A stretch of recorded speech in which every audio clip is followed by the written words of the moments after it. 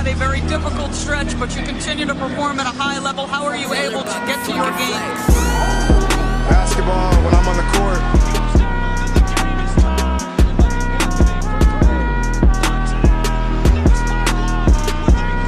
Rebecca, in the future, when you interview me, can you please take off your damn heels? He said, I'll present you, provided you let me wear your heels. We'll save that for later.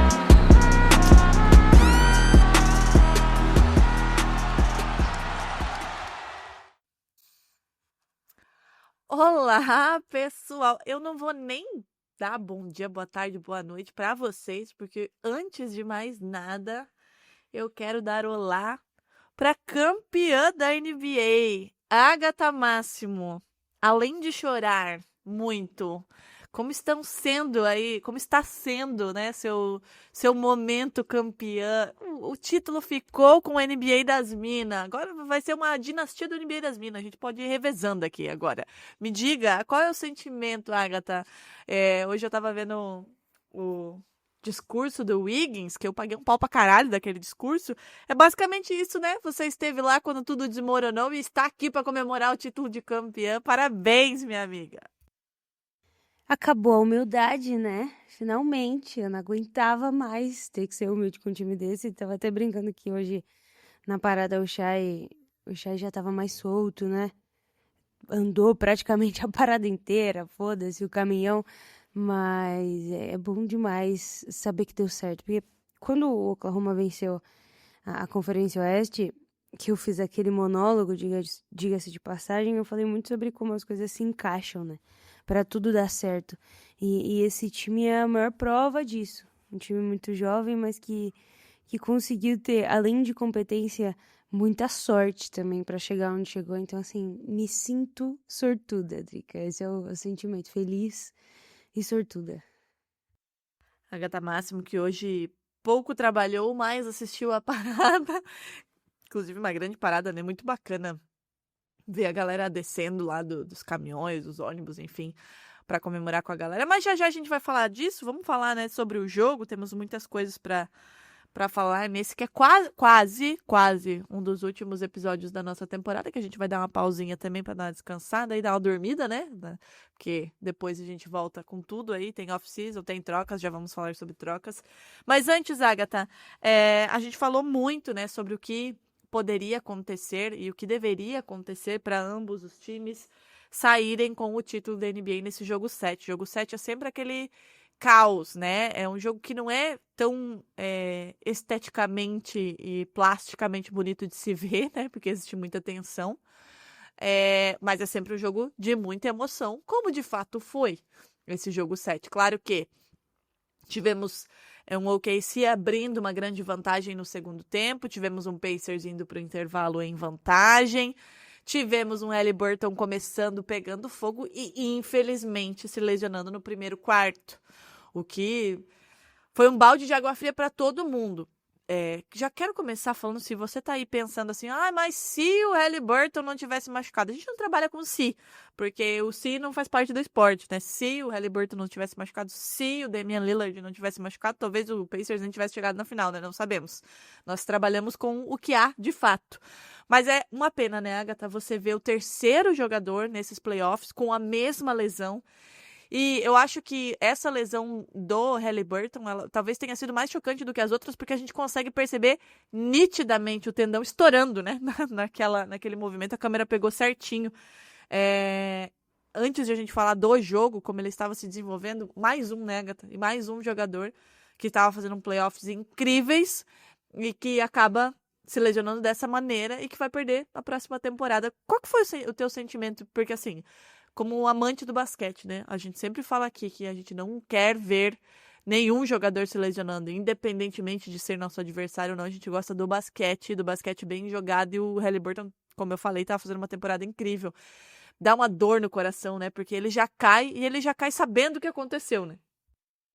E é uma lesão muito característica, né? O jogo, ele começa muito tenso e o Haliburton já vinha da lesão. Esse é o primeiro ponto. Com a panturrilha lascada, né? Bem importante a gente salientar. Exato. E aí a gente tem dois fatores. De um lado tem o Oklahoma, que tava repetindo o mantra da temporada, né? Que é o Be Where Your Feet Are, que é esteja onde seus pés estão. Que é algo que inclusive surgiu naquele jogo de 2023, na noite que o LeBron James quebra o recorde da NBA. Jogando contra o Thunder, inclusive. E o Mark, ele sabia do que ia acontecer naquele momento, sabia que todas as atenções do mundo estavam voltadas pro LeBron, e ele tentou colocar todo mundo no momento, no presente. Falou essa frase, e essa frase acabou virando um mantra desse foco no agora, na posse de bola que está acontecendo agora, no que você pode controlar, não no barulho externo, não no quão importante e grande é o momento. E eu acho que o Thunder conseguiu, especialmente nesse jogo 7, encompassar, né? Tudo o que esse lema significa para o time dentro da partida. Do outro lado, você tinha um Pacers que se alimenta demais do medo e da insegurança dos adversários, que força um jogo 7 fazendo um jogo 6 basicamente impecável, mas sabendo dessa limitação do Haliburton.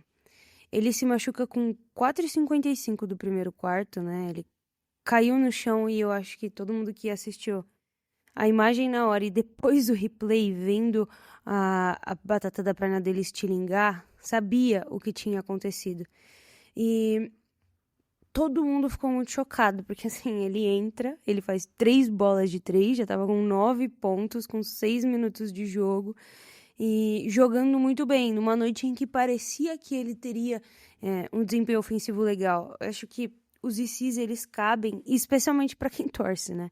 Acho que o torcedor do Pacers vai à comida. Cara, a gente pode gravar. Sempre caindo.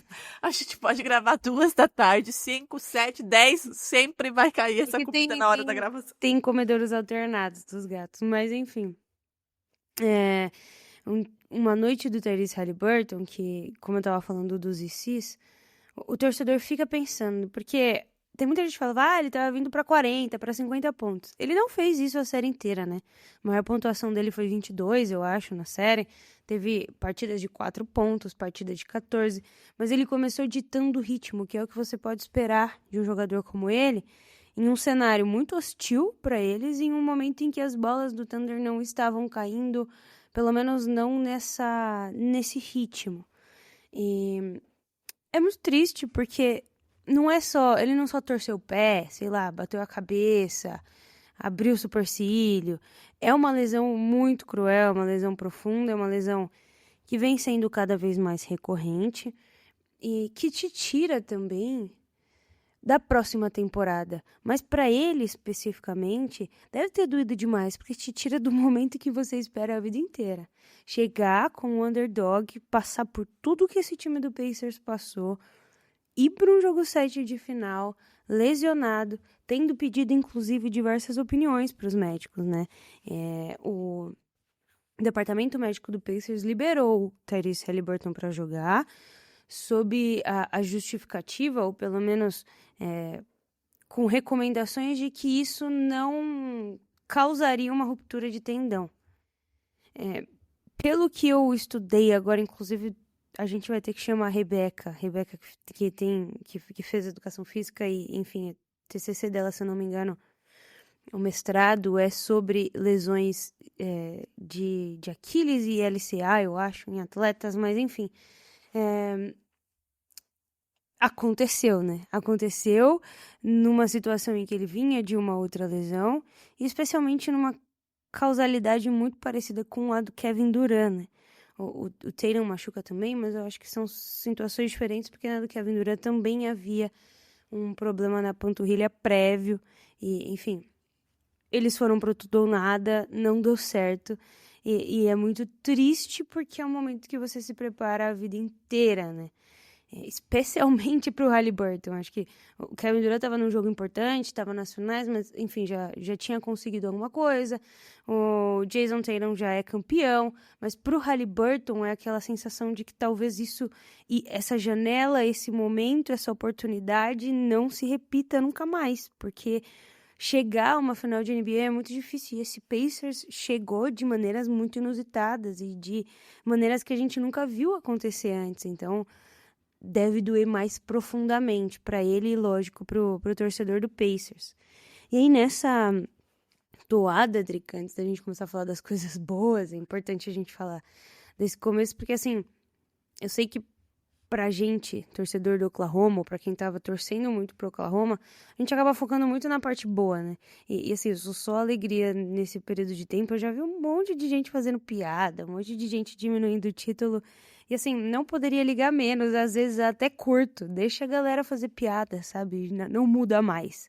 Vencer o título significa que as pessoas podem falar o que elas quiserem, né? Não muda o que aconteceu e o que vai acontecer daqui pra frente. Então, tô muito tranquila com isso, mas é talvez a imagem do jogo 7, né? É talvez a memória que as pessoas vão ter quando elas se lembram do que aconteceu nessa final de NBA. E tá tudo bem, não diminui em momento algum o que aconteceu na temporada, em todas as séries de playoff e no título desse Thunder, porque terminou essa partida fazendo aquilo que fez a temporada inteira, mas a NBA anunciou que vai instalar alguns laboratórios de captura de movimento em todos os 30 centros de treinamento das franquias ao longo da próxima temporada, com o objetivo, Drica, de mapear como que os atletas têm se movido, né? Eles vão usar câmera, sensor, vários softwares aí de análise biomecânica. Tem até os nomes dos softwares aqui que eu não sei para que cada um serve direito, mas vou mencionar depois. E a promessa é de que seja o programa mais abrangente, completo e profundo do mundo para mapear possíveis lesões e correlações, causas e consequências, né? E aí detectar esses padrões de movimentos que estejam ligados a essas lesões para prevenir problemas futuros e otimizar a performance dos jogadores. E aí, como isso vai funcionar? Todos os jogadores da NBA serão avaliados até 4 vezes por temporada. Isso já foi estabelecido, inclusive, no CBA, né? Que é o atual CBA, inclusive. E as avaliações vão durar cerca de 15 minutos e vão ser compostas por uma sequência pré-definida de movimentos esportivos. Uma série de saltos, de cortes, de drives para cestas e tudo mais, com o foco de capturar esses dados aí de cada um. Além disso, eles estão trabalhando com a P3, que é a Peak Performance Project, como a consultora. Ela é uma referência, inclusive, bastante conhecida no mundo de biomecânica, especialmente do basquete, e ela já avaliou 70% dos jogadores da liga atuais. Eles foram os primeiros, inclusive, a aplicar essas análises para jogar dentro do conceito do draft, né, do combine e tudo mais. E agora eles também vão ajudar a NBA numa escala já dos jogadores ativos a interpretar esses dados. E cada jogador vai ter acesso completo aos seus próprios dados biomecânicos, inclusive se ele for trocado de time. Os times só verão os dados dos seus jogadores atuais e os pesquisadores, por exemplo, em doutorados e tudo mais, podem ter acesso aos dados de forma anônima, né? Sem saber quais são os jogadores, para estudar essas relações entre movimento e risco de lesão. Enfim, eu acho que isso é um passo para mais perto daquilo que a gente espera da liga, para entender especialmente esse aumento de lesões e também o impacto de um calendário que tem sido cada vez mais desgastante.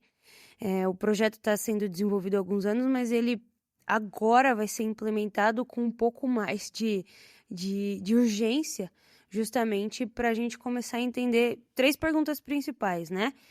Quais são os padrões de movimento que aumentam o risco de lesão? Como prever e evitar lesões no Aquiles, nos joelhos e nos tornozelos? E qual são o impacto dos micro desvios de movimento ao longo da temporada. Esse projeto deve ser complementado até o final do próximo CBA, na verdade desse CBA, que é em 2030, para medir resultados e dados a longo prazo. Então, assim, a gente está começando a ver uma revolução também bastante tecnológica no sentido de entender para onde que a gente pode chegar pensando em manter esses atletas mais saudáveis, em não colocar asteriscos em títulos que são muito legais, que têm sido muito importantes, porque eu acredito que o Thunder venceria com o Tyrese Haliburton no time. É mais um e se, mas a gente sempre vai lembrar que ele não pôde participar, né? Que a ele não foi dada a chance porque de alguma maneira a gente ainda não tem esses dados disponíveis e esse estudo feito com mais profundidade. E também, Drica, às vezes na questão dele é apenas uma fatalidade, né? É apenas uma má sorte horrenda, das piores, mas é um movimento em sentido de entender mais e de se preocupar que a NBA está fazendo com essa questão das lesões. Até porque a gente vai falar mais sobre isso na off-season, né? Que é assunto para off-season com relação a calendário e novamente, né? A discussão de diminuição do calendário surge a partir da lesão do Tyrese. Surgiu na do Damian Lillard, surgiu na do Tatum e agora surge novamente, né? Porque a gente tem visto cada vez e ser cada vez mais comum justamente esse tipo de lesão que você citou, né? Que são o foco desse estudo, enfim, de toda a utilização dessa tecnologia, né? Que é joelho, tornozelo e Aquiles. É o que a gente mais tem visto, né? Aquiles, a gente viu, como eu falei, os 3 rompendo nos playoffs e já tínhamos uma lista considerável antes, né? Na temporada regular. O próprio Jaylen Brown acabou fazendo a cirurgia no joelho depois da temporada. Então, são lesões muito comuns. A gente vai falar sobre isso, né? Mas a NBA, muito provavelmente, muito dificilmente, alterará o seu calendário no sentido de diminuição por vários pontos que a gente vai trazer aí durante a off-season. Então, ela tenta trabalhar de outras maneiras para tentar minimizar o impacto dessa carga de jogos, né? Mas, enfim, isso aí é assunto para off-season, Agatha. Quero que você me fale sobre o jogo, né? Para além dessa dessa lesão do Tyrese Haliburton, que estava com toda certeza vindo para uma noite mágica por esse início, né? Foram 3 bolas de 3, como você falou, 9 pontos para ele em 7 minutos, pouco mais de 7 minutos jogados. A partir do momento da lesão do Tyrese Haliburton, ao contrário do que poderia acontecer, o Pacers não se abala momentaneamente, pelo menos não se abala, né? Mentalmente. Tanto é que vai para o intervalo vencendo. E aí a gente tem essa virada de chave e a gente viu um terceiro quarto com uma defesa absolutamente espetacular do OKC. Defesa essa que a gente viu durante toda a temporada e o OKC estica essa vantagem muito a ponto de eu ter te mandado, inclusive, uma mensagem dizendo pode comemorar. Depois começou a diminuir a vantagem e aí você, né, o torcedor poderia ficar com um pezinho atrás, mas o OKC conseguiu trabalhar bem o que tinha construído para cravar esse título diante da torcida. Como que você enxergou esse jogo 7, esse primeiro tempo e esse segundo tempo? Porque foi um primeiro tempo muito mais equilibrado, apesar da ausência do Tyrese Haliburton durante praticamente um quarto e meio. E um segundo tempo em que o OKC parece ter voltado, como quem diz, a gente está jogando em casa, a gente fez uma temporada incrível, só depende da gente agora comemorar esse título aqui diante da nossa torcida. Como que você viu? Queria que você falasse aí a sua análise como torcedora desses 2 tempos distintos para cravar esse título de Oklahoma diante da torcida. O primeiro quarto é bastante nervoso, né? O Oklahoma chuta até bem, 50% de field goal e 40% para 3, com o Indiana chutando 38% de field goal e 50% para 3, com essas bolinhas do Haliburton. O Shai faz 8 pontos e 4 assistências e o Oklahoma consegue forçar 4 turnovers, além de fazer 12-6 no garrafão. É um começo bom, mas um pouco limitado pelo momento, eu acho, né? Tudo que estava acontecendo, o jogo 7, os 2 times com um pouco de dúvida sobre o que fazer e principalmente pós-lesão do Haliburton. Não foi só os jogadores do Indiana que ficaram abalados, né? É chato, é uma situação complicada, é triste para todo mundo e você fica pensando que poderia ser você ali. Eu acho que os jogadores tiveram muito essa sensação E a primeira metade do jogo, ela é muito pautada nisso. Eu acho que, pra mim, pra todo mundo que assistiu, foi um pouco disso, assim. Foco no jogo, mas, porra, o Haliburton acabou de romper o Aquiles, sabe? Num jogo 7, de final de NBA. E aí, no segundo período, o Indiana joga melhor, né? O Oklahoma chuta 40% de field goal, mas aí volta pra essa estatística absurda de 3, chutando 22%. Enquanto o Indiana melhora de field goal, vai para 42% e mantém o seu 50% de 3 pontos. E o Oklahoma continua muito bem no garrafão, o que nos mantém vivo, mas o Indiana vai vencendo pro intervalo, 48-47. A volta é muito diferente, porque a volta é um momento em que eu tava rezando por intervalo, eu só queria um momento que esse time pudesse parar, sentar, conversar e entender o que eles precisavam fazer. Especialmente porque quando você tira o Haliburton de jogada, você muda também a forma como o time precisa defender. O Oklahoma volta no terceiro quarto marcando quadra inteira, por exemplo. Coisa que muito provavelmente não aconteceria com a presença do Haliburton dentro de quadra, porque ia tomar umas bolinhas livres de corner ou algo do tipo. Então, faz algumas alterações muito importantes no meio do jogo, mas o Pacers, ele é um time que não morre, né? De todos os times que chegaram até, pelo menos, as finais, talvez esse seja o time que menos depende da sua super estrela. Acho que o Oklahoma sentiria muito mais falta do Shai do que o Pacers sentiu do Haliburton. E isso não é um demérito ao Haliburton, é só a forma como esse Pacers tem um sistema muito simbiótico e importante, com todos os jogadores contribuindo, né? A forma como muitos jogadores pontuam em números altíssimos de média para finais e para playoffs é um grande exemplo disso. Então, ele acabou que, enfim, você tira a peça mais importante, óbvio, mas não é o rei, né? Seria a rainha, por exemplo. E esse jogo, ele existe até o final, com o Pacers fazendo o que pode. Mas você tira uma característica muito importante do Pacers, que é a armação das jogadas, né? E aí o Pacers fica um pouco mais refém de ter que criar para si. Inclusive, eles têm um número mais baixo de assistências do que o Oklahoma, 17-20, em uma série em que o Pacers passa mais do que o Oklahoma, com alguns jogadores tendo mais destaque para finalizar sozinhos, e especialmente o TJ McConnell, as 5 ou 6 cestas que ele faz seguidas nesse terceiro quarto são absurdas. Ele termina a partida com 61% de field goal, é o maior field goal da equipe do Pacers, só fazendo bandejinha, enquanto a gente estava insistindo grosseiramente na bola de 3. O Shai, por exemplo, ele tenta 12 bolas de 3 nesse jogo 7. Eu nunca nem vi ele chutar tanto. Mas era um Oklahoma que, até o meio desse terceiro quarto, não encontrava opções para infiltrar da forma que queria. E aí o que estava me irritando nesse jogo até o momento era a forma como a gente se contentava em fazer uma bola de 3 contestada. Pelo menos tenta bater para dentro e abrir um espaço para essa bola cair. Mas nem isso estava acontecendo. E aí eu acho que a partir do terceiro período, em que aquelas 3 bolas seguidas caem, primeiro tem uma... Eu não sei se é a bandeja do Dort ou é a bola de 3 dele que cai primeiro. Eu acho que é primeiro a bandeja. Ele faz uma bandeja super difícil por baixo da cesta, trocando de lado. E aí depois ele faz aquela bola espírita de 3, né, Tri? Que eu acho que todo campeão da NBA precisa de uma bolinha de longe pra ganhar de 3, né, Peyton Pritchard? Foi pique do Peyton Pritchard, exatamente. Ontem alguém falou alguma coisa sobre isso.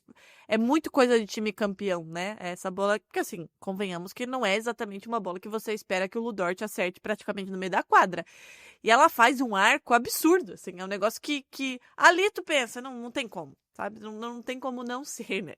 Essa hora foi uma hora que eu falei, porra, isso daí a gente não vai perder, não é possível que a gente vai perder essa do Dort. Mas depois tem uma sequência de... É uma bola do Shai, uma bola do JW e uma bola do Chet, que acabam caindo do Big Three, assim, pra falar, não, essa é a coroação de um momento. E as bolas começam a cair, a gente consegue infiltrar melhor. e fazer cestas que, enfim, são mais fáceis, que é o que a gente tem feito a temporada inteira. Eu vi muita gente falando, não tem highlight do Thunder, não tem highlight. É porque a gente é tão consistente em fazer a melhor jogada possível que não precisa ficar fazendo acrobacia, não precisa pintar e bordar para vencer. Inclusive, acaba parecendo muito simples, né, o que é feito dentro de quadra. Mas esse Pacers joga muito bem. Outro jogador que entra muito bem na partida, que eu critiquei e depois tive que pedir desculpa, foi o Cason Wallace, né? Ele termina a partida com 66% de field goal, mas ele faz 3 roubos de bola seguidos, praticamente, que mudam a cara do jogo, que poderiam fazer com que o Pacers até abrisse uns 6, 7 pontos se tivesse convertido essas bolas. Então, foi bastante importante, mas do ponto de vista de último quarto e daquilo que poderia acontecer, eu queria destacar as defesas, né? Primeiro, do lado do Pacers, a Jenny Busek, que é a única assistente técnica mulher, inclusive, a estar nas finais recentes aí. E ela é a responsável, junto, óbvio, com a ajuda do Jim Boylan, mas principalmente ela, por desenhar o sistema defensivo do Pacers. Inclusive, o Rick Carlisle delega essa função, né? É ela quem monta todas as jogadas, é ela quem estuda os adversários e muda as estratégias, tudo mais. É ela quem, inclusive, é responsável por esse salto de eficiência defensiva que o Pacers tem durante os playoffs. A forma como ela fez os ajustes, as coberturas, enfim, é absurdo. Então, mesmo ela não sendo muito conhecida, ela é responsável direta pelo Pacers ter chego a uma final de NBA sob essas condições, né? Mas, do outro lado, queria falar de Chet Holmgren. Por muitas vezes, ele é o cara mais fácil de apanhar, de bater, porque ele não tem números muito expressivos perto do Jalen Williams e do Shai, por exemplo. Ele é um jogador que enfrenta algumas dificuldades de arremesso pela forma com que ele demora para montar o molde e soltar a bola. Mas ele é um jogador que, para quem assistiu essa temporada do Thunder, sabe como ele estava jogando no começo da temporada. Ele era ofensivamente, no começo da temporada, talvez o nosso segundo melhor jogador, melhor até e mais consistente do que o J-Dub. Só que ele teve a infelicidade de, literalmente, Drica, quebrar o quadril. A lesão do Chet é uma lesão grave, uma lesão séria, que tira ele de 2/3 da temporada. O Chet volta coisa de, 15 jogos antes de acabar a temporada, não parece. Mas ele não esteve presente durante a temporada regular, porque ele estava se recuperando de uma lesão que, inclusive, ele volta antes, né? Ele se recupera mais rápido. Mas eu estava ouvindo o pessoal falar, e estava vendo uma entrevista dele hoje, de como ele fala que ele perdeu tudo e todo o progresso que ele teve durante a última off-season, durante essa lesão. Ele não podia se mexer, ele não podia treinar. E a forma como ele voltou para essa temporada se perdeu nesse processo. E ele teve que se reinventar de certa forma. O papel dele dentro desse Thunder, ele já era bastante defensivo, mas ele passou a ser uma peça mais de ajuda do que de opção dentro do ataque. Mas ontem ele foi para calar os críticos e também para mostrar que ele faz o que precisa ser feito. Uma temporada em que ele joga pouquíssimo e precisa tomar esse passo à frente nos playoffs, tendo perdido todo o condicionamento que ele ficou 6 meses lutando para conseguir. Ele entrega um jogo de 18 pontos e 8 rebotes, com 5 blocos, que é o maior número desde o Tim Duncan, né, na campanha de 2001, se eu não me engano. Mais do que o time inteiro do Indiana, diga-se de passagem. Pois é, com 75% de field goal, fazendo 6 de 8. Então é uma partida, acho que especialmente para ele, muito de lavar a alma, porque de todos os jogadores, ele é o que ficou mais tempo sentado. E desde quando ele foi rookie, né, ele se machuca naquele rachão que rola contra o LeBron, e aí ele se machuca de novo, e aí fica passando tudo na sua cabeça. Você é o cara marcado pelas lesões, ou você é o cara que aparece quando precisa? E ontem ele apareceu especialmente no final, anteontem, especialmente no final do jogo, pra mostrar que ele vai ser quem esse time precisa que ele seja. E todos os jogadores estavam tentando fazer muito disso. Até o J-Dub, que não arremessou muito bem também, igual o Shai, né? O Shai tem um recorde de assistências, inclusive, mas não é uma noite brilhante nos arremessos.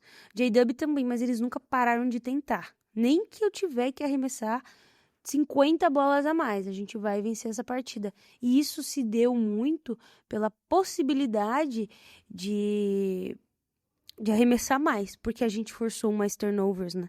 Foram 21 turnovers contra 7. O Pacers chuta 70 bolas e a gente chuta 87. São 17 bolas a mais, com field goal pior, especialmente da bola de 3. Foi 27% nossa contra 39% deles, para ganhar no volume, para ganhar na vontade, para ganhar nessa determinação de, em algum momento, conseguir. O Shai arremessar 12 bolas de 3 é o maior exemplo disso.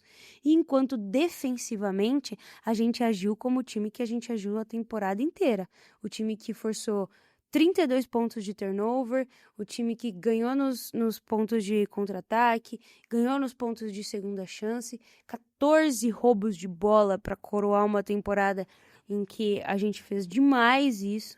E então, ontem, Drica, eu tô com essa de ontem, vocês vão ter que me desculpar.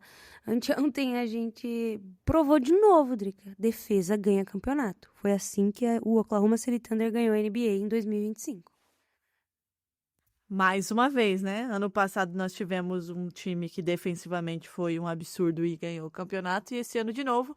E de novo, pelo segundo ano consecutivo, um time que tem paciência na construção do seu elenco, né, Agatha? E aí eu gostaria de puxar essa parte de você. A gente tem falado há bastante tempo sobre o tipo de time que nós duas gostamos de ver, né? Times coletivos, times defensivamente muito bons, times que fabricam suas estrelas em casa, e não só porque os nossos dois times são assim, mas porque, enfim, são maneiras de trabalhar que nos agradam. E o OKC provou que isso dá certo, né? Eu acho que o discurso do Wiggins, trazendo de novo, fala muito sobre isso também. Ele fala, né, que ele foi escolhido lá, 53ª, acho que é isso? Escolha lá do draft de 2021, ganharam 24 jogos e eles foram trabalhando, construindo. E hoje todo mundo tem que engolir e falar que eles são os campeões da NBA. E esses campeões da NBA estarão aí por um bom tempo ainda, né? Porque é um time que tem contrato, todo mundo tem contrato e vai ficar aí. E aí eu queria que você... São muito jovens, né, Drica? Exato. Contrato, ninguém O Jalen Williams não tinha bebido bebida alcoólica até ontem. Ele não gostou, né? Até ia falar disso, porque a galera é um pouco fiscal de comemoração em alguns momentos, né? O Jason Tatum não podia gritar o que ele queria. Ai, que chato. Agora, o pessoal tem que ficar bêbado no vestiário. Galera fiscal de tudo, né? Galera fiscal de tudo. O Danilo tava mencionando isso, mas os caras não tiveram tempo ainda, sabe? Pode ser que daqui 4 anos o J-Dub esteja virando uma garrafa de tequila. Hoje ele ainda é um moleque, tá ligado? O que ele queria fazer quando ele venceu era gravar um TikTok. É esse o nível desse time, dessa idade. É por isso que todas as vezes em que a gente conversou sobre a possibilidade do Oklahoma ser campeão, a gente sempre colocava a experiência e a maturidade como um fator importante. E aí, não sei se você lembra daquele episódio que eu falei que eu tinha visto um vídeo que um cara quantificou as chances de ganhar o título e deu peso a cada uma das questões e tudo mais. E o favorito a ganhar o título era o Boston Celtics, e em segundo lugar o Oklahoma City Thunder. E o Thunder só perdia para o Boston Celtics nessa fórmula por conta da experiência, né? A gente tinha uma experiência a menos, assim, tinha 1 de experiência e o Boston Celtics já tinha 5, porque já tinha passado muitas vezes pelo quase. Então o quase era uma possibilidade muito grande para esse time. Só que não aconteceu. Os caras estão passando por aí nesse momento e atingindo coisas que jogadores muito, muito, muito grandes nunca conseguiram. Hoje esse time do Oklahoma faz o que nenhum dos 3 maiores jogadores que já foram MVPs, tendo vindo de Oklahoma, não conseguiram fazer. Beleza, o Kevin Durant ganhou um título, mas assim, uma temporada como a do Shai, nenhum deles teve. Você tem um MVP de temporada regular, MVP de final de conferência, MVP das finais da NBA, cestinha da NBA, All-NBA First Team, e aí, além disso, selecionado pro All-Star Game, liderando um time, uma campanha de 68 vitórias. O Thunder é muito histórico. É uma equipe que estabelece 4 recordes que são os mais importantes aqui pra mim, Drica, assim, em termos de número, né? Primeiro, o melhor saldo de pontos como mandante em uma pós-temporada foram mais 259. A maior diferença positiva em turnovers, nós forçamos aí 131 turnovers a mais no saldo. A melhor campanha após derrotas em uma única temporada. Depois de uma derrota, nós temos 19 vitórias e apenas 2 derrotas. E o maior saldo em pontos em uma temporada completa. Nós terminamos essa temporada com 1.247 pontos de saldo. Você pega, dominância de diferença de turnovers, por exemplo, que é aquele 131, para o segundo colocado, Drica, que é 79, é a mesma diferença desse segundo colocado para o 63º da lista. É muito grande a diferença do primeiro para o segundo. Muito grande. A gente termina a temporada com o primeiro em net rating, o segundo melhor net rating da história, primeiro em defensive rating, terceiro em offensive rating, e é o primeiro título sem luxury tax desde o Lakers em 2020, lá na bolha. Considerando, inclusive, que o Thunder é o segundo time mais jovem da história a vencer campeonato. Pelo menos o mais jovem nos últimos 40 anos. Só tirando aquele Trailblazers do Bill Walton, de 77. Se não me falha a memória. E com a segunda estrela, que é o J-Dub, que tem 24 anos. Ele teve média, Drica, de 23,6 pontos e 5 rebotes na série, superando, inclusive, o Jaylen Brown, que foi o MVP das finais do ano passado. Assim, eu amo o Jaylen Brown, mas para vocês terem uma ideia de que o segundo jogador do Thunder, com 24 anos, teve mais média de pontos do que o MVP das finais do ano passado. E acho que fica muito marcado na memória a forma como esse time faz as coisas parecer um pouco sem esforço, né? É muita energia, é muita vontade, é muita confiança uns nos outros. Não é normal ver um time desse. Não é normal ver uma amizade entre os jogadores como é a deles. Então, é pra se aproveitar. E assim, ou então odiar também. Talvez eu odiaria se eu não fosse o Oklahoma City Thunder. A gente, pelo menos, eu passava mal com o Golden State Warriors. Eu queria morrer com a existência de um time tão bom. E sei lá, chegou a minha vez de ser a vilã. E eu acho que também a galera que venceu não pode se preocupar com isso. Aproveita o título, deixa os caras xingar, até entra na brincadeira. Porque no final do dia, é só um monte de gente que não conseguiu fazer o que a gente fez, né, Drica?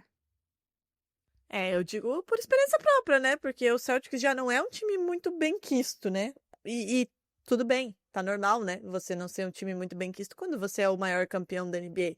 Mas do ano passado pra cá as coisas pioraram. Jaylen Brown tomou ainda mais hate, o Jason Tatum nem se fala. E vai acontecer com o Shai. Já aconteceu durante a temporada, né, Agatha? Muito se falou sobre... né? Ele ouviu muito flopper, né? Durante essas finais.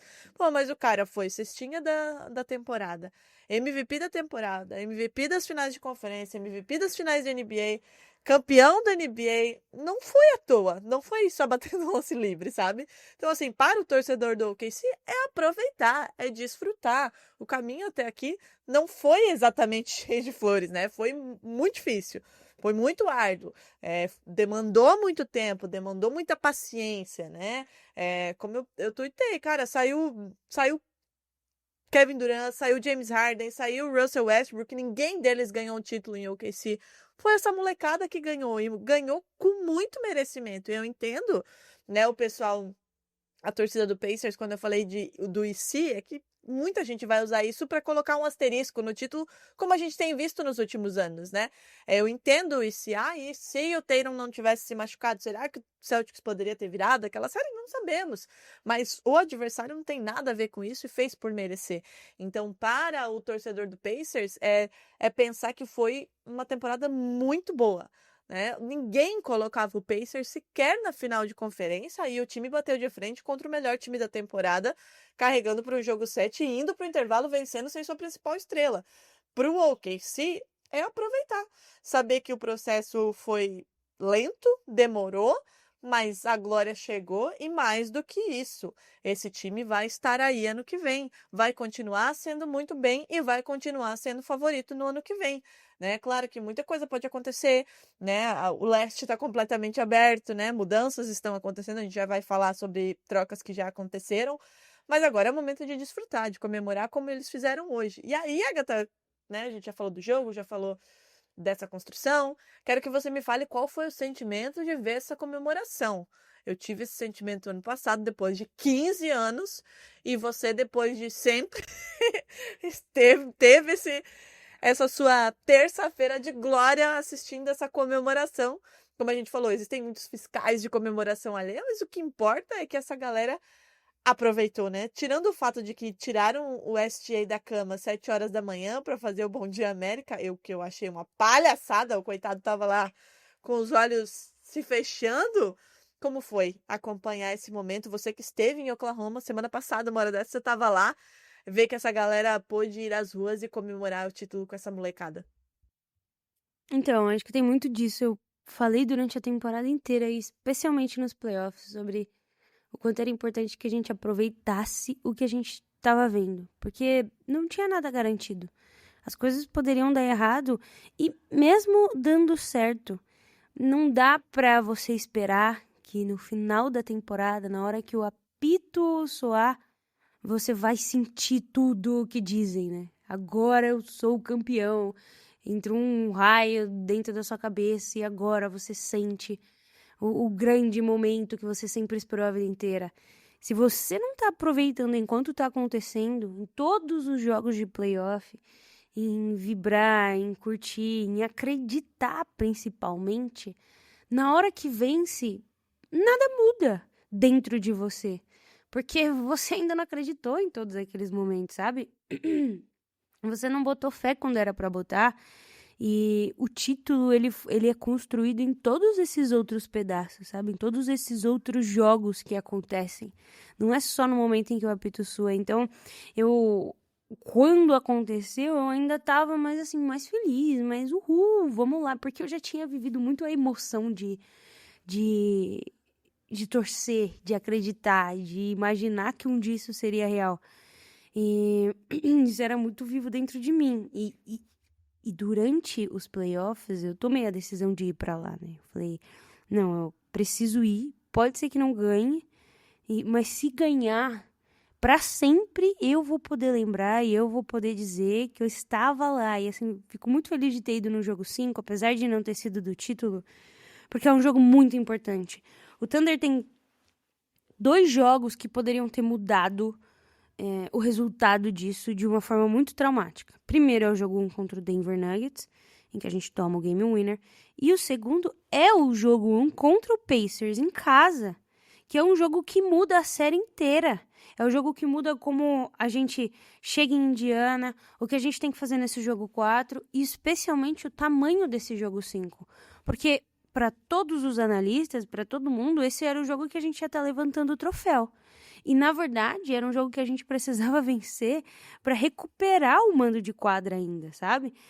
Para poder ter mais controle sobre ir para Indiana.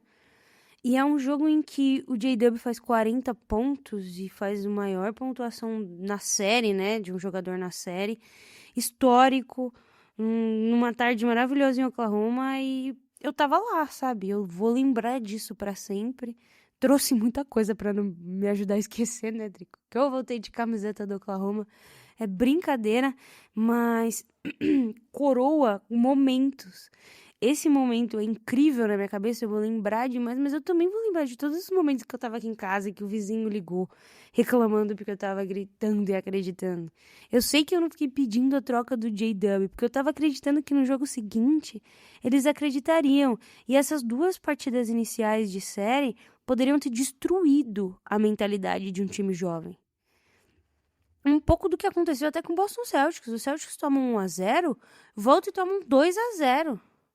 E aí você fica pensando, pelo amor de Deus, o que tá acontecendo? Às vezes os times não se recuperam desse primeiro baque. E a forma como um time sem experiência conseguiu fazer isso, não só porque é o meu, é muito impressionante. Eu acho que todo mundo deveria ficar impressionado com isso. Talvez a gente tenha tropeçado durante o caminho e pego a rota mais comprida, né, Drica, nessas finais, mas o destino foi o mesmo, né? A gente chegou no mesmo lugar.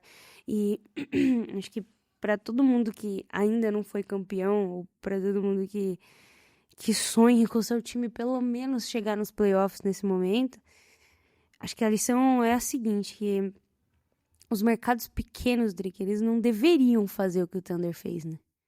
Pelo menos é o que a maioria das pessoas acha, é o que a maioria das pessoas dizem. E acho que é por isso que esse título carrega um peso tão especial. É por isso que tanta gente vai continuar tentando desmerecer. Mas não tem como ignorar, porque essas também foram as finais com a maior audiência dos últimos 6 anos. Tava todo mundo vendo. A cidade de Oklahoma, diga-se de passagem, diga. Última hora. Vou te cortar porque acabou de aparecer aqui a notificação. Ixi. Kristaps Porzingis trocado, hein? Boston, Atlanta e Brooklyn. Essa troca, Saudão. mandando Porzingis e uma escolha de segunda rodada para os Hawks. Terrence Mann e a 22ª escolha do Atlanta para o Nets. E o Georges Niang e uma escolha de segunda rodada para o Celtics. O Celtics tá fazendo saudão, né? Entraremos já. Só 3 não serão trocados. Assim, que eu imagino, né? Pelo amor de Deus, Brad Stevens. Mas enfim, já. É só porque pintou agora aqui a notificação pra mim. O André deixará um áudio no final desse podcast, mas quando o jogo... tava falando que Oklahoma, que é uma cidade muito, muito bonita, diga-se de passagem, é uma cidade que só tem esse time profissional. É uma cidade que ficou muito tempo marcada, para quem nunca ouviu falar, por uma das maiores tragédias da história dos Estados Unidos, né? Até o 11 de setembro, a maior tragédia dos Estados Unidos era uma bomba que tinha explodido lá no centro de Oklahoma. Mas hoje não. Hoje, quando você fala Oklahoma, as pessoas lembram de basquete. E é muito importante para a identidade de uma cidade você não ser lembrado por uma tragédia, e sim por uma coisa boa, né? Quando o jogo terminou de novo, os caras não queriam nem abrir o champanhe, nem sabia como fazer isso. E a gente espera que os atletas cheguem até aqui e a gente veja esses momentos de extravasar, né? Que eles fiquem sentindo alívio, que eles estejam exorcizando a dor, que eles estejam chorando e falando de todas as derrotas, de todas as reconstruções. Mas com esse time não é muito assim, Drica, porque a gente não tem um passado traumático desses jogadores. Essa caminhada, ela é muito leve, ela é muito progressiva. O Oklahoma foi de um tanque pro play-in, do play-in pro topo da conferência, e aí do topo da conferência cai no primeiro round de playoff, e agora é campeão. É um time que pode tranquilamente aproveitar, consegue celebrar com a cidade, consegue dividir um momento com todo mundo que acreditou sem precisar ficar jogando shade, porque não tem cabimento isso, né? E acho que é isso que eles estão fazendo. Eles, por exemplo, não querem ficar falando muito com os repórteres de mídia grande, eles não querem os microfones de ESPN, eles querem falar com os torcedores. Eles levaram o Nick Gallo pra parada junto com eles querem falar com a cidade. Eles desceram do ônibus hoje na parada com o troféu na mão, levando o troféu até as pessoas. Acho que não importa o tamanho da base de fãs, Oklahoma é uma cidade pequena, de interior. Acho que o que importa é que eles sabem que esses fãs nunca foram embora. O Shai falou, vocês estavam me aplaudindo quando eu fazia 18 pontos e a gente ganhava 20 jogos gritando MVP. Eu lembro de vocês aqui. Vocês são as mesmas pessoas. E acho que pra gente aqui do Brasil dá pra entender muito, né? Acho que a nossa relação com o futebol ensina a gente o que esse tipo de título representa para uma cidade, para um time, mas vai além também, né? Porque não é só um campeonato para Oklahoma. Eu acho que é algo que coloca a cidade no mapa, vai transformar o cotidiano, a vida de pessoas reais. Uma nova arena já está sendo construída, filmei, inclusive tem vlog lá no canal da Amazon do jogo 6 e um rolê pela cidade. Mas muita coisa ainda pode mudar na cidade. Se a gente pega o Golden State Warriors, mesmo sendo da Califórnia, de uma cidade mais turística, né? Vamos dar as devidas proporções. Mas é uma franquia, Drica, que salta de 315 milhões em valuation para 8,8 bilhões. Tem comparação. E o Curry, por exemplo, não tem uma temporada individual, apesar de ter sido MVP unânime, né? Tem outras coisas para pendurar na parede da sala. Ele não teve tantas premiações quanto tem, por exemplo, o Shai. Acho que a maior força do Oklahoma hoje está na capacidade de aprender rápido, crescendo junto e de permanecer com os pés no chão, né? De novo o lema, be where your feet are. Mesmo quando você já tá na nuvem, né? Porque hoje a gente é campeão da NBA. E acho que esse título é o começo de uma presença, é um lembrete que não é preciso estar nos mercados grandes para ser gigante, junto com os outros times que vieram antes de nós durante essas temporadas. Um recado que a gente está aqui, podemos ficar por muito tempo e anuncia um futuro, né? Para mim, e eu já venho dizendo isso há anos e anos, a gente está assistindo o primeiro capítulo de uma dinastia. Os jovens continuam lá e bebendo champanhe, tequila ou não, eles continuam lá. E muita coisa vai mudar na NBA, né, Agatha? E aí eu acho que a gente já pode entrar, já que acabou de sair a troca, nós tivemos algumas trocas, né? Hoje, diga-se de passagem, né? O Celtics agora fazendo 2, né?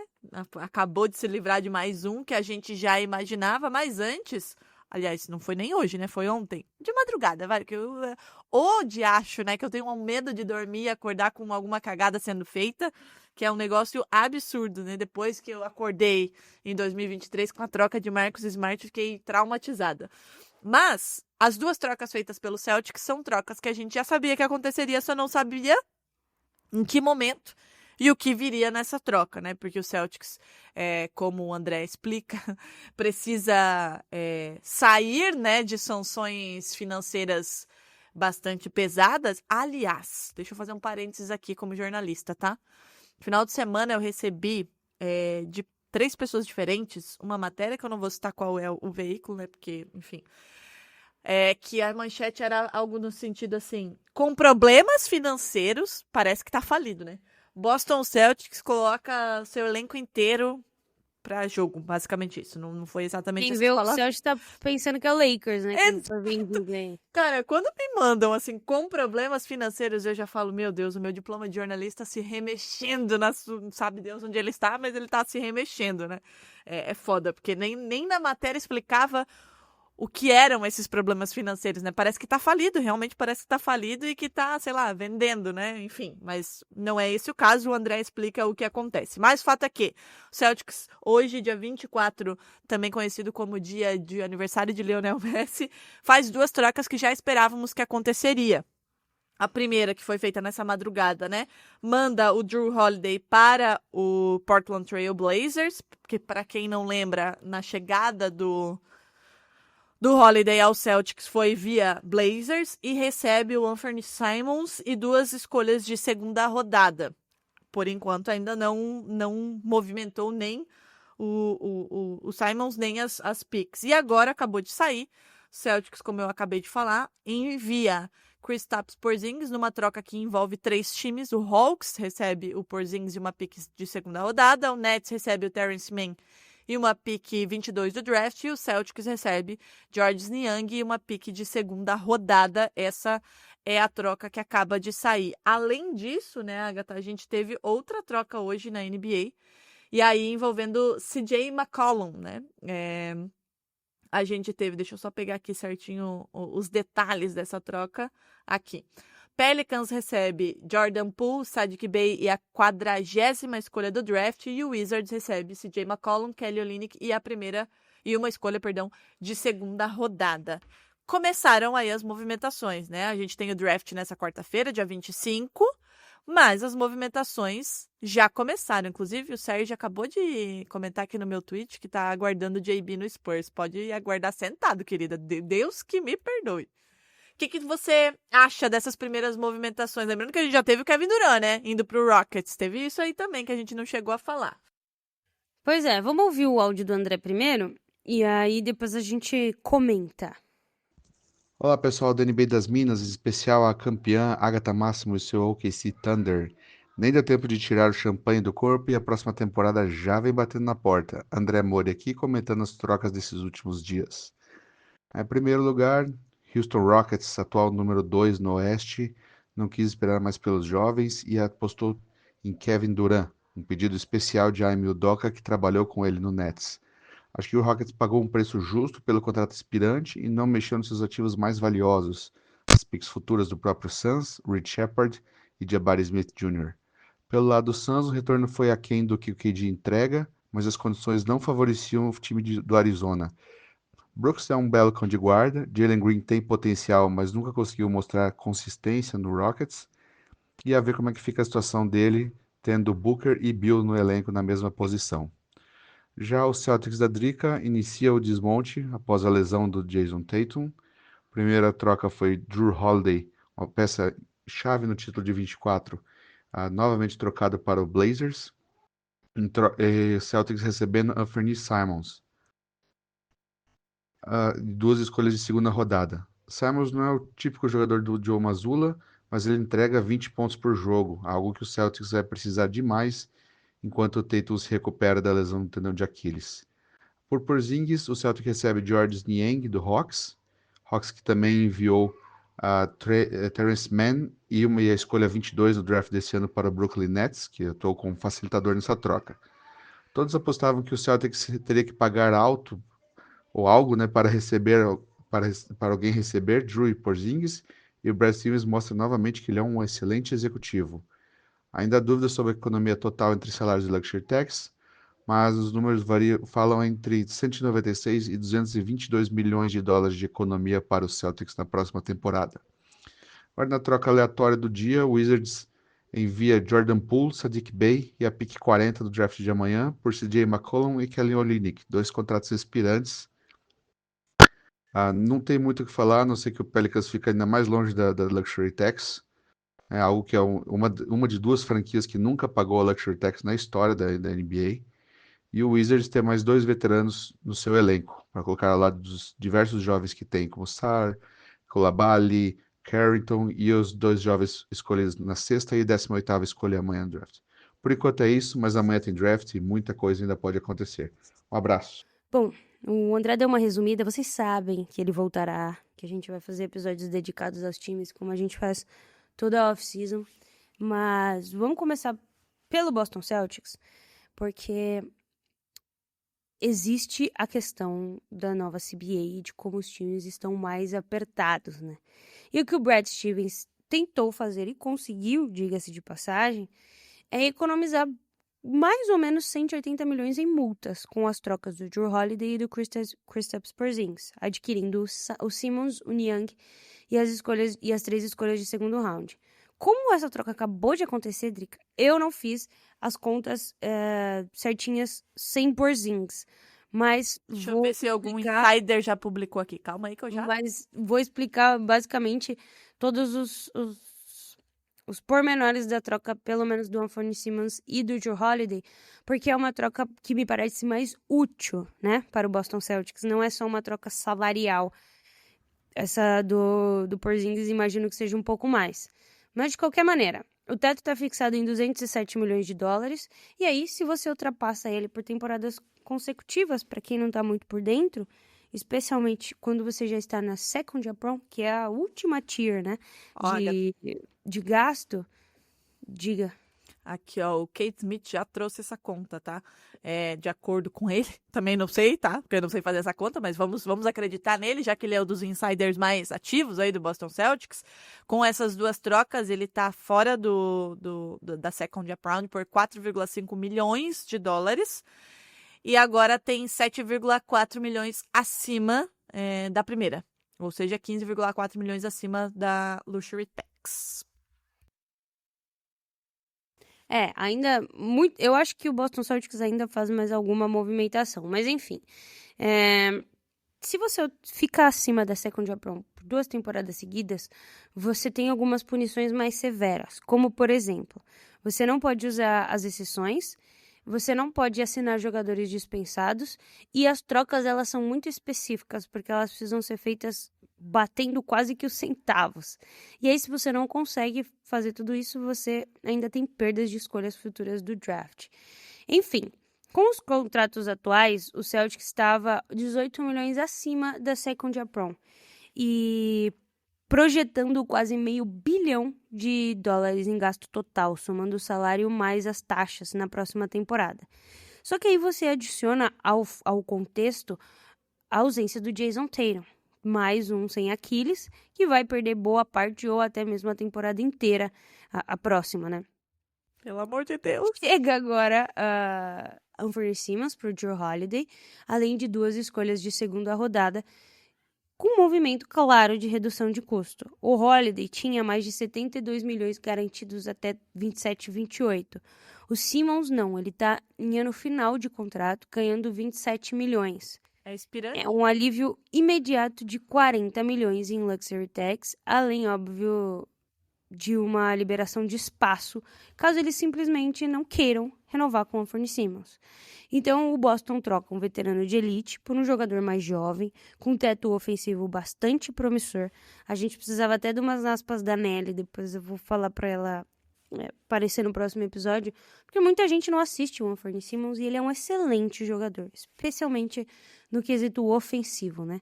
Mas além disso, ele também está num contrato expirante e impacta financeiramente menos o Boston Celtics. Hoje, ele é um dos arremessadores mais agressivos da NBA, de 3, que é um sistema que o Boston Celtics utiliza e vai continuar utilizando, talvez morrer tentando a bola de 3. Ele tem quase 9 bolas de 3 por jogo, mas ele ainda não tem uma defesa de elite, que é o que o Jrue Holiday fazia, né?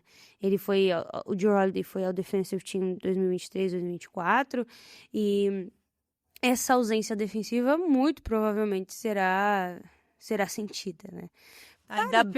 Ainda bem que a gente segue com Derrick White, né? Pelo amor de Deus, e que assim continue. Derrick White e Jaylen Brown, que também defensivamente né, evoluiu bastante.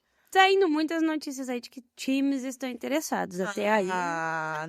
Nenhuma novidade. De graça, né? Pro Trail Blazers, Drica, é uma reconstrução agora com um mentor, eu diria, né?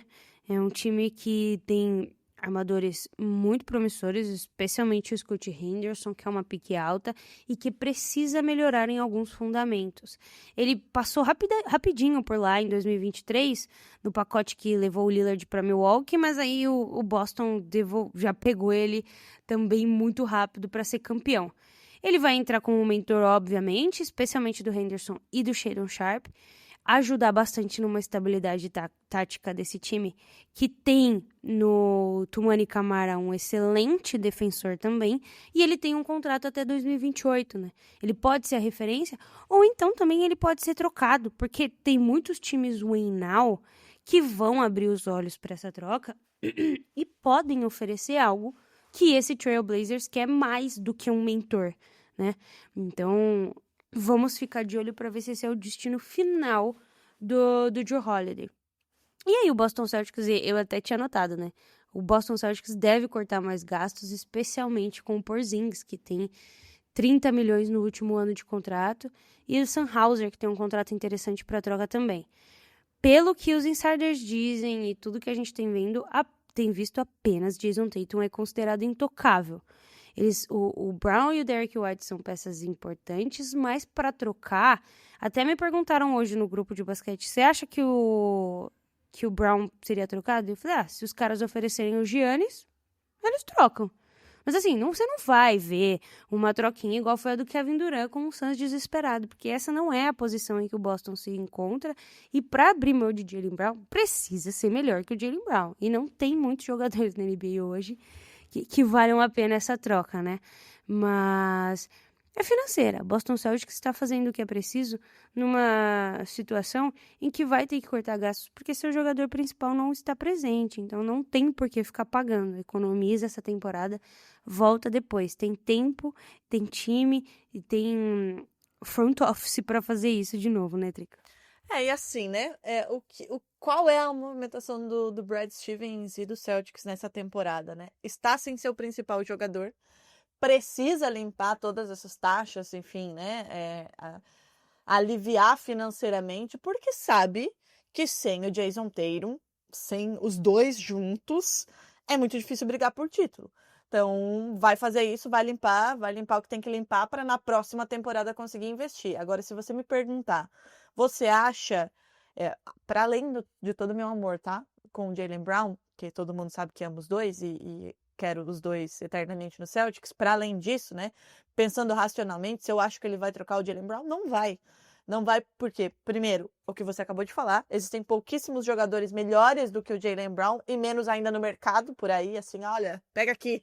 Ninguém vai ligar e vai falar assim, pega aí o Luka Doncic pelo Jaylen Brown, não vai acontecer. E segundo que o Brad Stevens, desde que era técnico, sempre deixou muito claro que esse time é para os dois.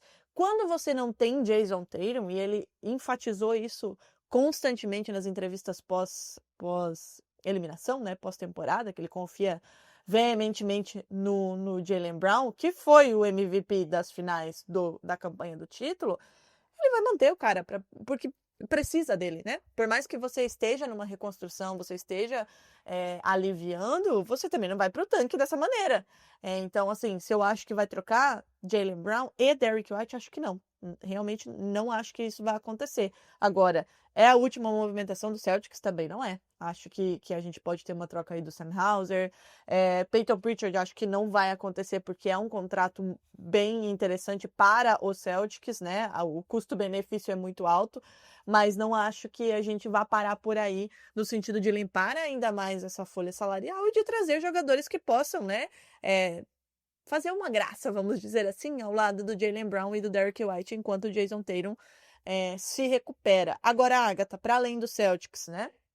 Que vem agitou hoje o dia de trocas, a gente tem algumas coisas, algumas lacunas em aberto, né? A gente tem o draft amanhã, então muita coisa deve acontecer e pode acontecer nessas próximas 24 horas, menos de 24 horas.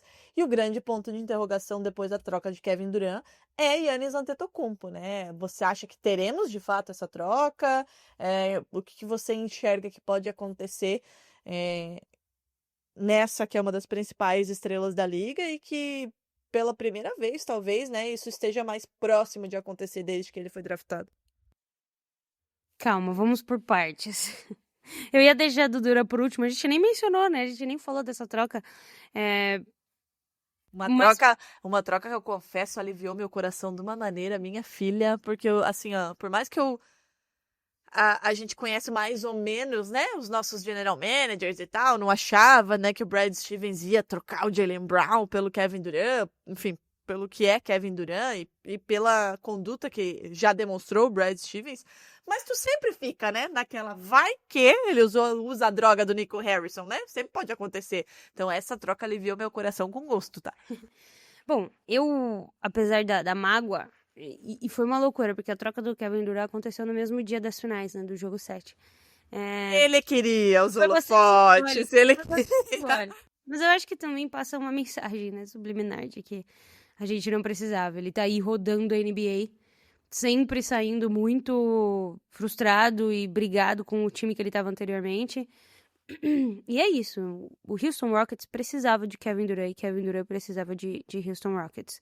É um time que termina em segundo lugar na temporada, vencendo 52 jogos, uma defesa top 10 da liga, que é inclusive também o que o Durant precisava, de um time que defendesse bem e ele não precisasse ser um grande defensor.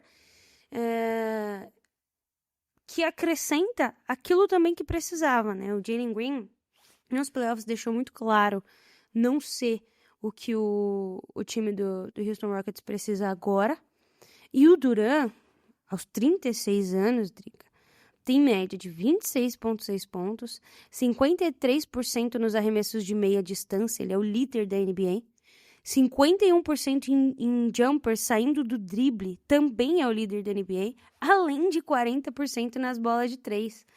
O Rockets, para você ter uma ideia, é o 27º time em aproveitamento de jumpers e isolations, onde o KD é o número 1 da NBA.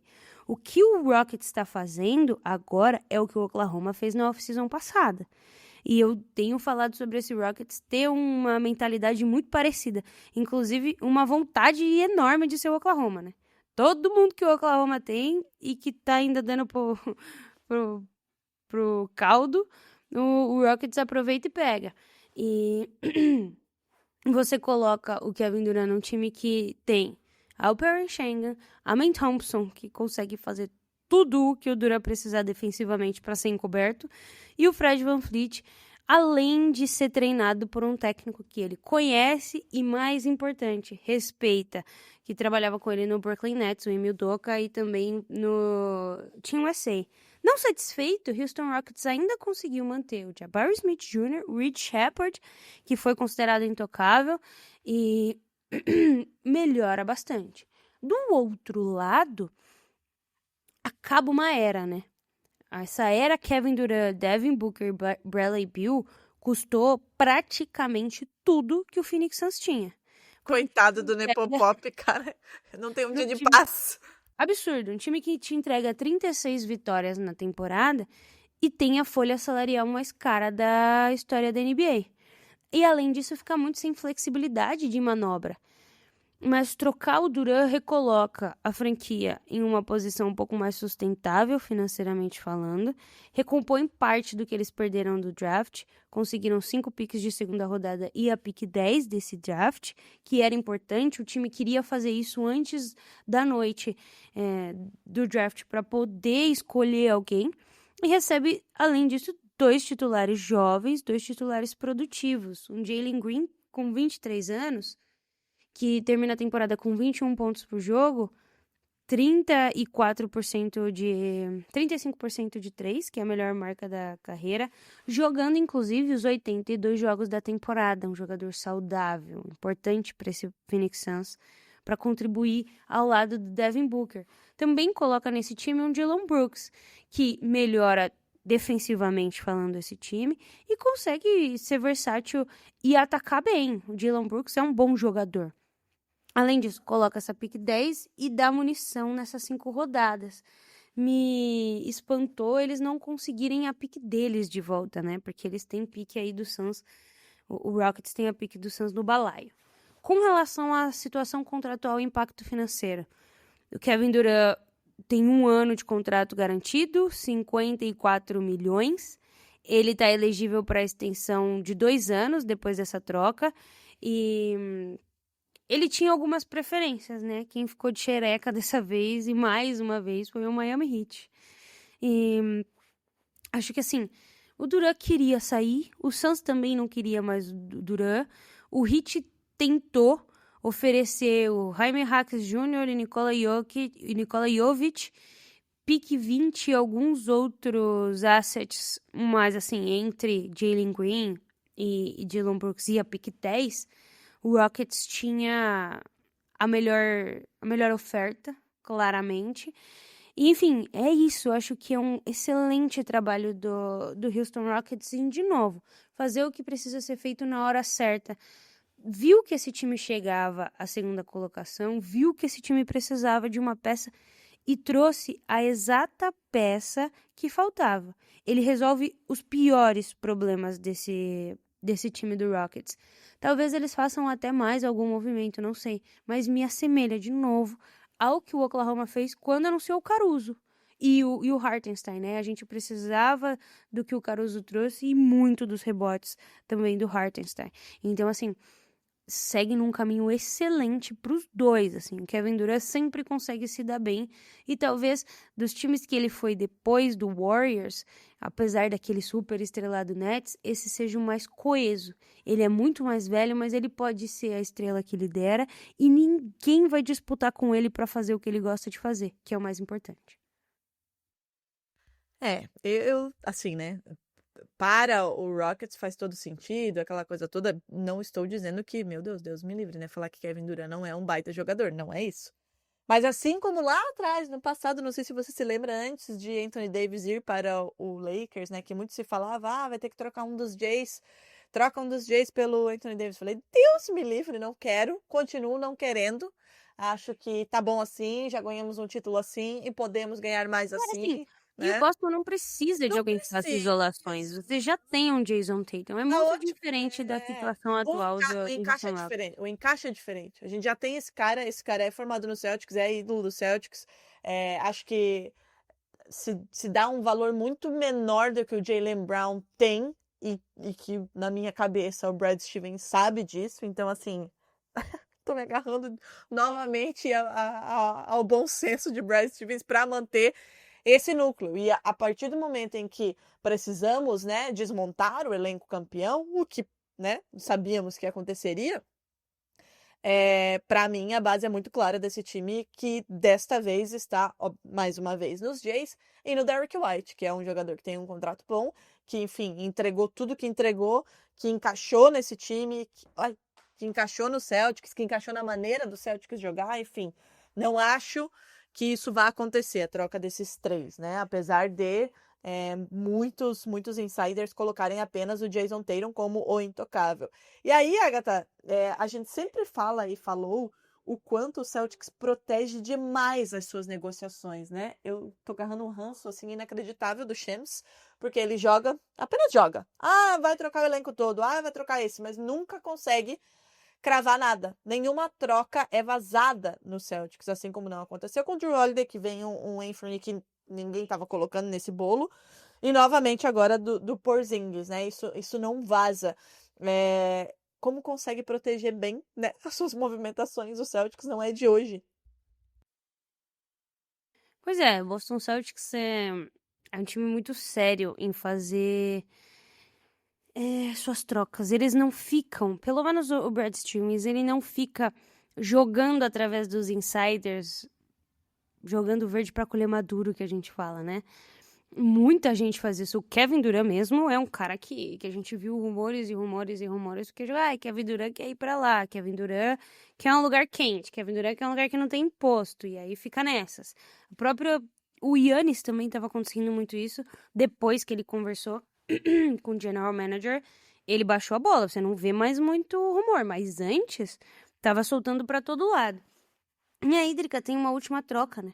Que é a troca do New Orleans Pelicans com Washington Wizards. Nossa, duas potências. Uma troca que vai abalar as estruturas da NBA, Drica. CJ McCollum, Kelly Olynyk, uma escolha futura de segunda rodada. Por Jordan Poole, Sadiq Bey e a 40ª escolha do draft de 2025. Apesar de não ser uma troca muito importante, e eu acho que das que vão acontecer nos próximos dias não seja nada demais, tem focos muito específicos, né? O lado do Wizards é absolutamente financeiro. Adicionou CJ McCollum com 33 milhões e um Kelly Olynyk com 12 milhões, mas que estão ambos em ano final de contrato. Traz esses dois veteranos, são 45 milhões em salários expirantes, abrindo caminho para limpar essa folha e abrir até quase 100 milhões de cap space até o verão de 2026, Drica. É quando esse time quer, me parece, voltar a competir de fato, né? Uma reconstrução total, que deu um pouco errado nesse draft, porque eles não conseguiram subir tanto, mas libera também o Jordan Poole. Tem gente que gosta, tem quem odeie. Eu acho que é um contrato caríssimo, porque ele oferece hoje em dia. Eram 95 milhões com 3 anos garantidos, ele tá ganhando 30 e pouquinhos por cada temporada, mas ele tem uma média de pontos, uma média em Washington de 17 pontos, uma eficiência que não é muito legal. Problema de comportamento depois que ele tomou aquela chulepada do Draymond Green, coitado. E, enfim, acho que o Wizards vai com Deus, aproveite, seja feliz em outro lugar, a gente vai reconstruir e você não é a cara da reconstrução, né? Basicamente é isso, é esse o recado para Jordan Poole, que, enfim, muda um pouco, não o timeline, mas mostra que esse Wizards não acredita nele como uma peça de reconstrução. Para o lado do Pelicans, especialmente sobre uma nova liderança, né? O Joe Dumars está por lá, substituiu o David Griffin no comando das operações de basquete. O CJ McCollum, apesar de ter sido uma peça muito focal, acho que um líder no vestiário, né? Ele tem 32 anos, ele cadencia muito o jogo, ele não tá encaixado nessa timeline de Zion Williamson, que ainda segue no gostinho, né? O Zion Williamson hipotético, e o do Brandon Ingram, né? Que talvez também já esteja com os dias contados aí em New Orleans. Mas o Jordan Poole, apesar desses altos e baixos que eu mencionei, ele ainda tem 26 anos, ele tem um teto ofensivo legal, ele é um campeão da NBA, não podemos esquecer. Mas traz também Saddiq Bey, que é um potencial 3&D, estava machucado, né, uma lesão no joelho, e a 40ª escolha no draft. Com relação ao impacto salarial, é o que eu mencionei, o Wizards reduz 95 milhões em compromissos com Jordan Poole, o CJ McCollum e o Olynyk abrem a folha após essa temporada, e você ainda tem inspirante de Tyus Jones e Landry Shamet, que vão liberar espaço para assinar, enfim, absorver algum contrato via troca. Do lado do Pelicans, a folha salarial sobe nesse curto prazo, mas como eles estavam abaixo do teto, não é nada que vá criar problemas financeiros para o time, e ele pode se tornar ou uma peça importante para esse time ou uma peça muito trocável a médio prazo se ele conseguir jogar pelo menos bem, enfim. E aí acho que dentro desse contexto pode existir uma troca envolvendo o Brandon Ingram, né? Pode ser que ele acabe rodando também para que esse Pelicans consiga jogadores, sei lá, diferentes do que eles têm hoje, para chegar de lugar nenhum em algum lugar, que é o que o Pelicans tem tentando fazer desde que draftou o Zion, teve bons lampejos, chegou a ir para os playoffs, né? Jogou contra a gente na temporada passada, mas sempre tropeça, né, Drica? O problema é que existe muita expectativa que não condiz com a realidade, né? Ela não chegou nessas grandes expectativas. Mas, enfim, né? Tá só começando, né, Agatha? Tá só começando. Amanhã nós temos o draft. Muitas coisas podem acontecer, né? Brad Stevens aí dando realmente uma aula de como economizar, né? Como tirar o seu time de, como diz a manchete, como é que eu falei? Já nem me lembro mais. Problemas financeiros, isso, problemas financeiros, né? O Celtics não tem mais tantos problemas financeiros assim. Agatha, não sei se tu tem mais algum item aí na sua lista. Acho que é isso. Quanto mais a gente falar, mais vai aparecer outro. Exatamente. Bom, a gente vai falar sobre trocas, elas acontecerão. A gente tem o draft amanhã, falaremos sobre draft. E essas trocas devem acontecer ainda, né? Com escolhas aí de draft. Alguém pode subir, alguém pode baixar, enfim, muita coisa pode acontecer. Agora, Agatha, é aproveitar o seu título, né? Tão sonhado, tão esperado, tão trabalhado, com tanta paciência. Aproveite o título. Falaremos muito mais disso. Muito mais. Temos Só off-season. um episódio do jogo 7. Ainda vem aí. Tem muita coisa para falar sobre esse OKC. Teremos off-season, teremos draft. Vamos ver como ficam aí, né, a situação. Mas por hora é isso. A gente volta depois para falar do draft e de novas trocas, né? Porque, minha gente, tá só começando. A quem é como eu, desejo sorte e sono. Eu já não vou conseguir dormir enquanto o Brad Stevens não falar acabou, eu não durmo direito. Mas é isso, né, Agatha? Mais uma vez, parabéns, tá, minha amiga? Parabéns. Muito obrigada, pessoal. Aproveite. Não se preocupem com haters, só curtam o momento. Eu já chorei hoje, eu já chorei umas 10 vezes. É uma loucura. Eu só tô chorando por aí, sorrindo feliz, então sejam felizes também. E é isso, agora a gente pode também focar muito mais em WNBA e vir mais episódios. Digo já pra você, Drica, sábado estarei. Eu ia falar agora, qual é a sua agenda? Diga lá. Sábado, às 8 horas, nós abrimos o pré-jogo para Washington Mystics e Dallas Wings, às 9 horas, assistir Paige Beckers e companhia. Anote na agenda para não perder. E é isso, a gente volta aí depois do draft para ver como as coisas ficaram quem fez cagada, quem não fez. Com certeza teremos mais troca, porque tá só começando. E a gente volta depois do draft, né, Agatha? Agora vai lá aproveitar, beber o que o J-Dub não bebe, bebe por ele, vai. Eu já fiz isso. Tranquilo. Durma com a certeza de que isso já foi feito. Então é isso, gente. Aproveitem, torcedor do OKC, aproveite, curta, porque até pelo menos junho do ano que vem vocês são os campeões da NBA. Quem sabe continuem sendo, quem sabe não. Então é isso, a gente volta depois do draft para ver como é que as coisas ficaram. Um beijo.